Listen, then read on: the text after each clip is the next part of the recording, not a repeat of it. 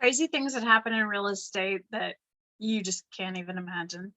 This one's actually on the less dramatic scale, but it comes with a really good lesson. So, in the state of Kansas, we have what's called a 90-day redemption period, meaning once someone's foreclosed on and it goes to sheriff's sale, there's a 90-day period where the seller could actually buy the property back. Most don't. So, let's just say you sat through the winter, you've already gone 90 days without utilities in a property. I got to this property, $450,000. That's a really nice house where I'm at. And I mean, think about your higher end property where you are. So go out to the property thinking, okay, well, this is going to be a pretty decent one. Walk into the house, and the main floor is actually really pretty decent. It's actually very nice.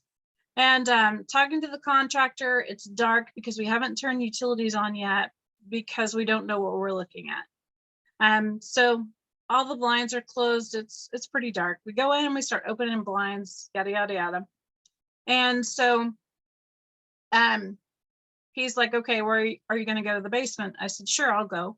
And I stop right at the top of the stairs. So it's kind of like, the zero entry. There's not a door or anything like that. It's actually just steps with a handrail that's in the living room.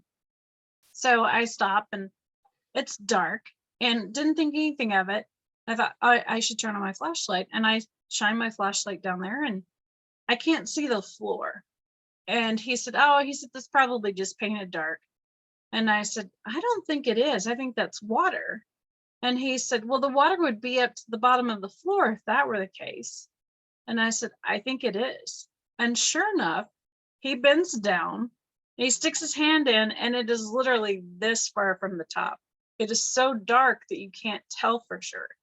I almost went for a swim in the winter. It was so cold and so wet down there. There was mold everywhere. It took a week to get all the water out.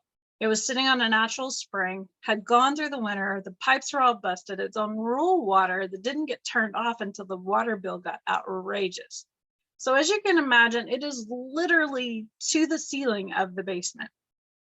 And it was crazy, all the mold that was down there. So here's the tip. Whenever a foreclosed property rips out mold, they take the mold out of the nearest door. So if there isn't a door in the basement, they're now bringing the mold up through the main floor. So in this particular instance, they're taking it up through the living room, through the dining room, through the kitchen to the front door. How much mold spores and mold has now been dragged through the main floor. Now, with that being said, whenever a bank goes out to mitigate mold, they only take out the debris, meaning the sheetrock, and then they use a type of paint, either a Kills or a mold spore or a mold killing type paint. It's usually white, and they roll it all over everything that has, obvious mold on it that's left. What it doesn't do is it doesn't test for air quality. Air quality is a problem. So if there's mold in a house, and the mold, and you don't know, only the people that are there first actually get to see how bad it is. Mold spores, to mitigate them, can be anywhere from $30,000 to $60,000, depending on the square footage and if they bring it up through the main floor. And they typically do. So that is something you need to know whenever you're buying foreclosed properties or something that's been damaged to that kind of degree. You need to test for mold spores. It is an air quality issue. It does affect you. And that is a really good tip. So if you buy a foreclosed property, be sure and ask, has it been tested? If it hasn't, you need to know that. Welcome to the world of real estate.